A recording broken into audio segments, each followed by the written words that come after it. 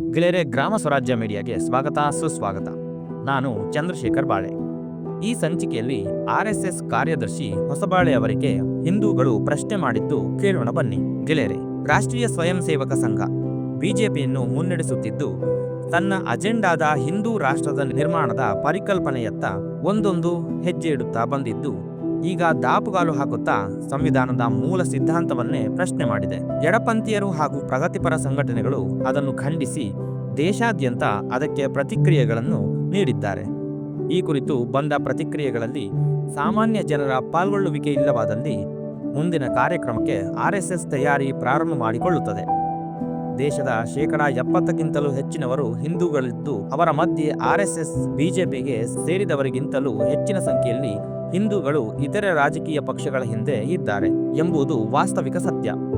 ಅವರಿಗೂ ಗೊತ್ತಿದೆ, ಇಲ್ಲಿ ಪ್ರಶ್ನೆ ಇರೋದು ಜನಸಾಮಾನ್ಯರು, ರೈತರು, ಕೃಷಿ ಕೂಲಿಕಾರರು, ಸಂಘಟಿತ ಹಾಗೂ ಅಸಂಘಟಿತ ಕಾರ್ಮಿಕರು, ನೌಕರರು, ಮಹಿಳೆಯರು, ಯುವಕರು, ವ್ಯಾಪಾರಿಗಳು ಹಾಗೂ MSME ಉದ್ಯಮಿಗಳು ಸೇರಿಕೊಂಡಂತೆ ಸಮಾಜದ ಬಹುಸಂಖ್ಯಾತರು ತಮ್ಮ ದಿನನಿತ್ಯದ ಬದುಕಿನಲ್ಲಿ ಬರುವ ಸಮಸ್ಯೆಗಳನ್ನು ಪರಿಹರಿಸಲು ವೇದಿಕೆಯಾಗಿ ಸಂಘ ಸಂಸ್ಥೆಗಳನ್ನು ಸ್ಥಾಪಿಸಿದ್ದಾರೆ. ಇವರುಗಳಲ್ಲಿ ಬಹುಸಂಖ್ಯಾತರು ಹಿಂದೂಗಳೇ ಆಗಿದ್ದಾರೆ. ಇನ್ನು ವಿಶೇಷತೆ ಏನೆಂದರೆ, ಇವರಾರು ಬಿಜೆಪಿಗೆ ಸೇರಿದ್ದ ಸಂಘಟನೆಗೆ ಸೇರಿಕೊಳ್ಳದೆ ಬಹುಸಂಖ್ಯಾತರು ಸೇರಿಕೊಂಡಿದ್ದು ಮಾತ್ರ ಎಡಪಂಥೀಯ ಧೋರಣೆ ಹಾಗೂ ಪ್ರಜಾಸತ್ತಾತ್ಮಕ ಶಕ್ತಿಗಳ ನೇತೃತ್ವದಲ್ಲಿ ಕಾರ್ಯಾಚರಣೆ ಮಾಡುತ್ತಿರುವ ಸಂಘಟನೆಗಳಿಗೆ ಎಂಬ ವಾಸ್ತವಿಕ ಸತ್ಯವನ್ನು ಗಮನಿಸುವಾಗ ದುಡಿದು ತಿನ್ನುತ್ತಿರುವ ಜನಸಮುದಾಯಗಳು ಜಾತ್ಯತೀತ ಮನೋಭಾವನೆ ಅವರಲ್ಲಿ ಹಾಸುಹೊಕ್ಕಾಗಿದೆ.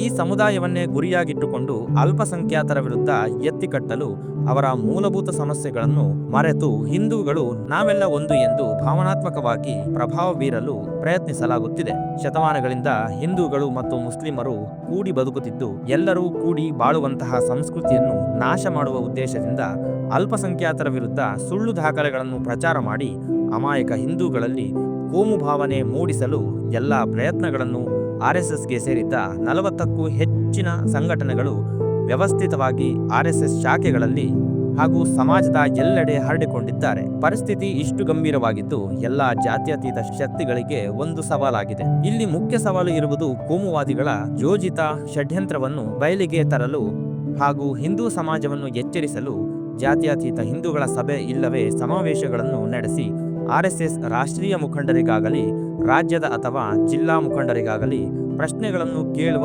ಪ್ರಯತ್ನಗಳು ಎಲ್ಲೆಲ್ಲೂ ನಡೆಯುತ್ತಿಲ್ಲವಾಗಿದೆ. ಇಂದು RSSನವರು ಕೇಳುತ್ತಿರುವ ಹಿಂದೂ ರಾಷ್ಟ್ರದಲ್ಲಿ ನಮ್ಮ ಬಡತನ, ದಾರಿದ್ರ್ಯ, ಬೆಲೆ ಏರಿಕೆ, ರೈತರ ಗಂಟೆಗೊಬ್ಬರಂತೆ ಆತ್ಮಹತ್ಯೆ ಮಾಡಿಕೊಳ್ಳುವುದು, ಪ್ರತಿ 3 ಜನ ಯುವಕರಲ್ಲಿ ಒಬ್ಬರು ನಿರುದ್ಯೋಗಿಗಳು, 80 ಕೋಟಿ ಜನ 5 ಕೆಜಿ ಪಡಿತರ ಅಕ್ಕಿಯ ಮೇಲೆ ಅವಲಂಬಿತರಾಗಿದ್ದಾರೆ, ಅಪೌಷ್ಟಿಕ ಮಕ್ಕಳು, ರಕ್ತಹೀನತೆಯಿಂದ ಬಳಲುವ ಮಹಿಳೆಯರು, ನಾವುಗಳೆಲ್ಲ ಹಿಂದೂಗಳು, ನಮ್ಮೆಲ್ಲ ಇಂತಹ ನೂರಾರು ಸಮಸ್ಯೆಗಳಿಂದ ಮುಕ್ತಿ ಪಡೆಯಲು ನೀವು ಹೇಳುವ ಹಿಂದೂ ರಾಷ್ಟ್ರದಲ್ಲಿ ಸಾಧ್ಯವಿದೆನಾ ಹೇಳಿ ಮೋಹನ್ ಭಾಗವತ್ರವರೇ ಎಂದು ಕೇಳಬೇಕಾಗಿದೆ. ಇದು ಹಿಂದೂಗಳ ಭವಿಷ್ಯದ ಪ್ರಶ್ನೆಯಾಗಿದೆ.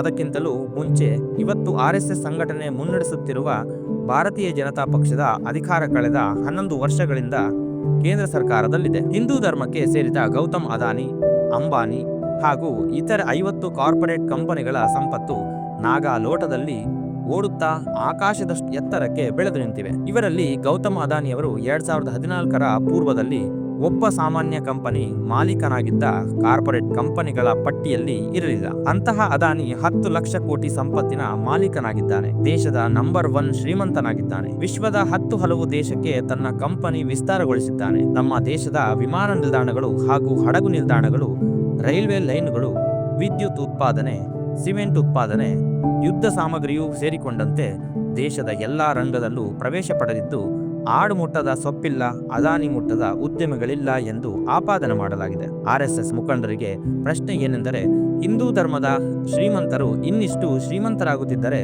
ದುಡಿದು ತಿನ್ನುವ ಹಿಂದೂಗಳಿಗೆ ಬದುಕಲು ಸಾಧ್ಯವಿಲ್ಲ. ಪರಿಸ್ಥಿತಿ ಇಷ್ಟು ಗಂಭೀರವಾಗಿದ್ದು ತಾವು ಪ್ರತಿಪಾದನೆ ಮಾಡುತ್ತಿರುವ ಹಿಂದೂ ರಾಷ್ಟ್ರದಲ್ಲಿ ಕಾರ್ಪೊರೇಟ್ ಕಂಪನಿಗಳ ಆಸ್ತಿಯನ್ನು ಎಲ್ಲ ಹಿಂದೂಗಳಿಗೆ ಸಮನಾಗಿ ಹಂಚುತ್ತೀರಾ ಅಥವಾ ಅವರ ಸಂಪತ್ತನ್ನು ರಾಷ್ಟ್ರೀಕರಣ ಮಾಡುತ್ತೀರಾ?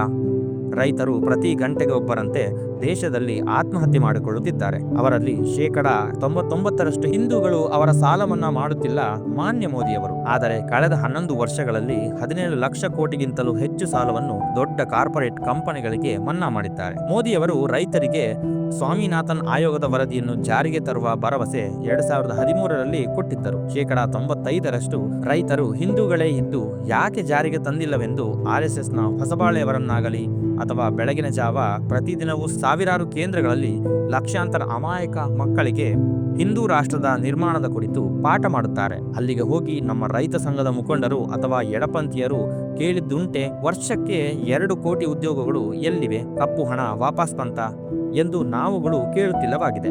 ಇಂತಹ ನೂರಾರು ಪ್ರಶ್ನೆ ಕೇಳುವ ಮುಖಾಂತರ ಮಾತ್ರವೇ ದೇಶದ ಐಕ್ಯತೆ ಹಾಗೂ ಜಾತ್ಯತೀತತೆಯನ್ನು ಕಾಪಾಡಲು ಸಾಧ್ಯವಾದೀತು.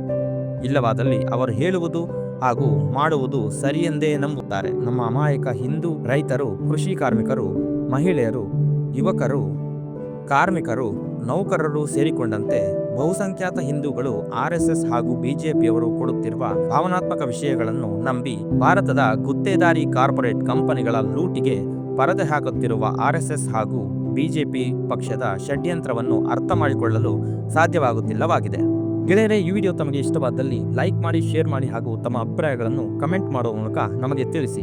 ಧನ್ಯವಾದಗಳೊಂದಿಗೆ ಗ್ರಾಮ ಸ್ವರಾಜ್ ಮೀಡಿಯಾ.